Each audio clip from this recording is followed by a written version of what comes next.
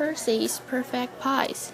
I am Percival P. Puffenwolf, a baker of renown, justly famous for creating the most tasty pies in town. I make pies for all occasions, many flavors, any size. Here's a savory assortment served at Percy's perfect pie. Pumpkin pendant coriander, cassowary quarter cream, salsa salmon salamander, salsa skunked asparagus supreme, mango kangaroo vanilla, mino marrow marzipan, chicken chickadee chinchilla, new marine orangutan, guanda guppy gopher gristle, apple cappuccino red, sushi goulashi sushi and thistle, philodendron ferret fat, weevil jelly vermicelli, wraps in walnut warren sauce, boysenberry bison belly, marinoli melon mousse, marinara bad banana, alligator beans and cheese, taffy tarragon iguana, terrazini zebra knees, prune papaya puppy parrot, passoon penguin prickly pear, caterpillar cola carrot, gorgonzola polar bear. I cannot imagine anything more wonderful than these, filled with succulent ingredients and guaranteed to please. Everyone is so delicious, it deserves to win a prize for the principal pioneer of Percy's perfect pies. I Have a Dream by Martin Luther King Jr. I'm happy to join with you today on what will go down in history as the greatest demonstration for freedom in the history of our nation. 50 years ago, a great American, in whose symbolic shadow we stand today, signed the Emancipation Proclamation. This momentous decree came as a great beacon light of hope to millions of Negro slaves who had been seared in the flames of withering injustice. It came as a joyous daybreak to end a long night of their captivity. But 100 years later, the Negro still is not free. 100 years later, the life of the Negro is still sadly crippled by the manacles of segregation and the chains of discrimination. 100 years later, the Negro lives on a lonely island of poverty in the midst of a vast ocean of material prosperity. 100 years later, the Negro is still languishing in the corner of American society and finds himself exiled in his own land. And so we've come here today to dramatize the shameful condition. In a sense, we've come to our nation's capital to cash a check when the architect of our republic wrote the magnificent words of the Constitution and the Declaration of Independence. There was signed a promissory note to which every American was to fall heir. This note was a promise that all men, yes, black men as well as white men, would be guaranteed the unalienable rights of life, liberty, and the pursuit of happiness. It is obvious today that America has defaulted on his promissory note, insofar as her citizens of color are concerned. Instead of honoring this sacred obligation, America has given the Negro people a bad check, a check which has come back marked insufficient funds. But we refuse to believe that the Bank of Justice is bankrupt. We refuse to believe that there are insufficient funds in the great vaults of opportunity of this nation. And so, we've come to cash this check, a check that will give us upon demand the riches of freedom and the security of injustice. We have also come this hallowed spot to remind America of the fierce urgency of now. This is no time to engage in the luxury of cooling off or take the tranquilizing drug of gradualism. Now is the time to make real promises of democracy. Now is the time to rise from the dark and desolate. valley of segregation to the sunlit path of racial justice. Now is the time to lift our nation from the quicksand of racial injustice to the solid rock of brotherhood. Now is the time to make justice a reality from all of God's children. It would be fatal for the nation to overlook the urgency of the movement. This sweltering summer of the Negro's legitimate discontent will not pass until there is an invigorating autumn of freedom and equality. 1963 is not an end, but the beginning.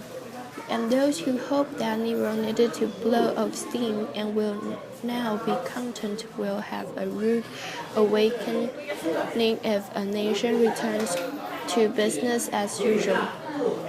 And there will be neither rest nor tranquility in America until the Negro is granted his citizenship rights. The whirlwinds of revolt will continue to shake the foundation of our nation until the bright day of justice emerges. But there is something that I must say to my people, who stand on the warm threshold which leads into the palace of justice.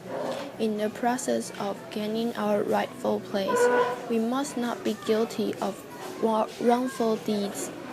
Let us not seek to satisfy our thirst for freedom by drinking from the cup of bitterness and hatred.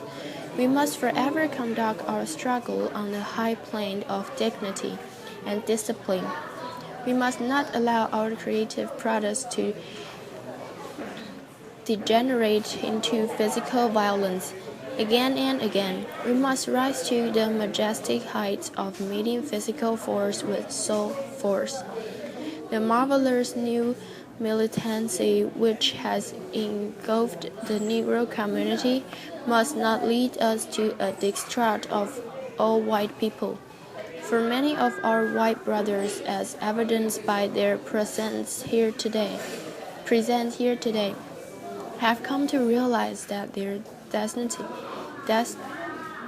is tied up with our destiny, and they have come to realize that their freedom is intricately bound to our freedom.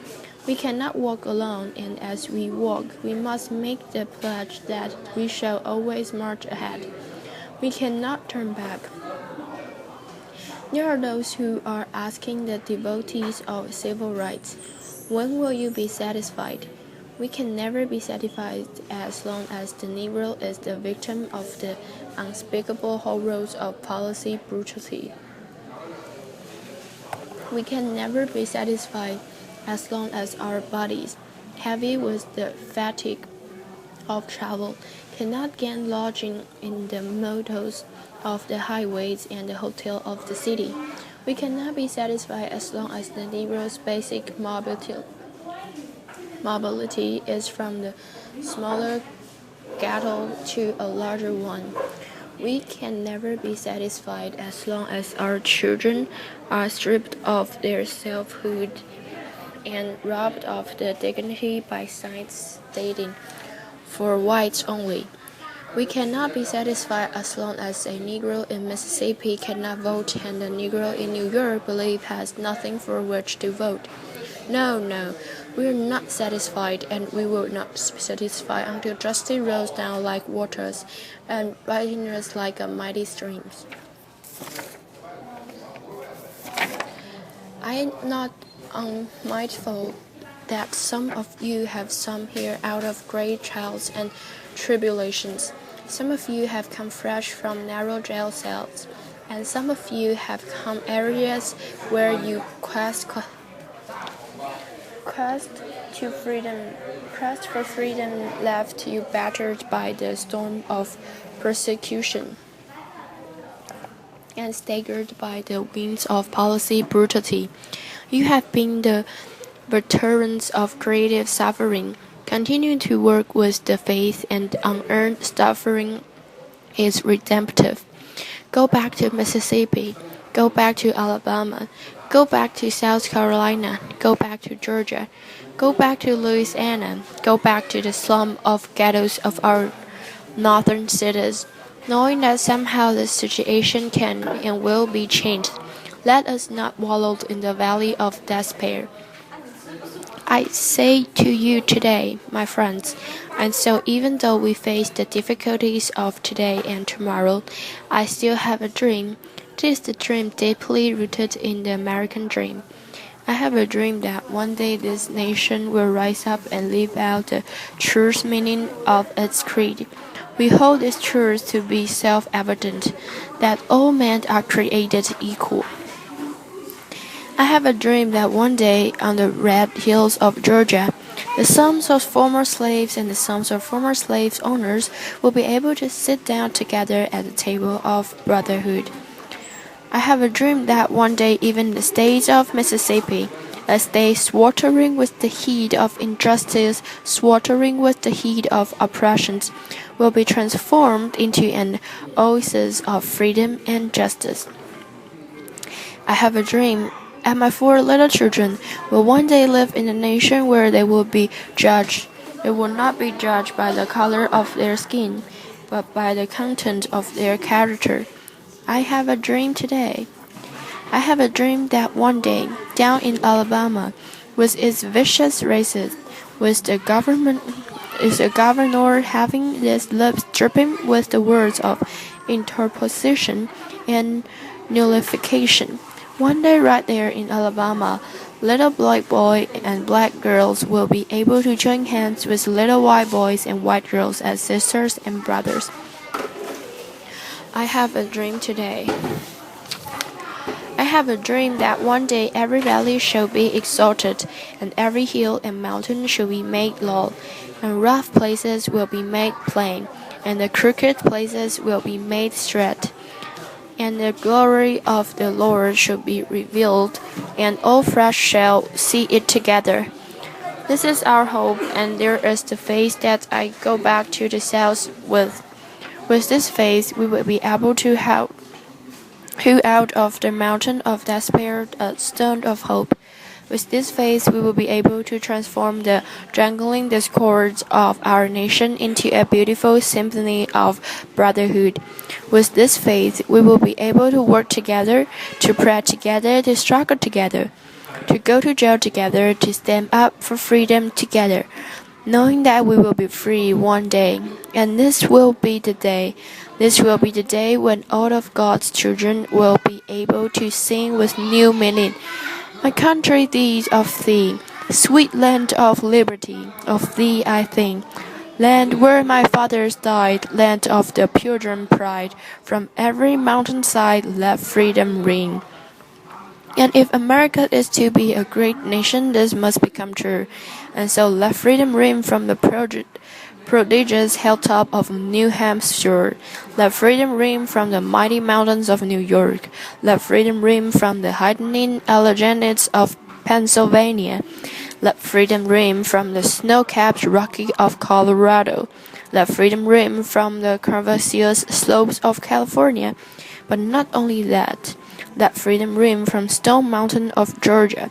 Let freedom ring from Lookout Mountain of Tennessee. Let freedom ring from every hill and molehill of Mississippi.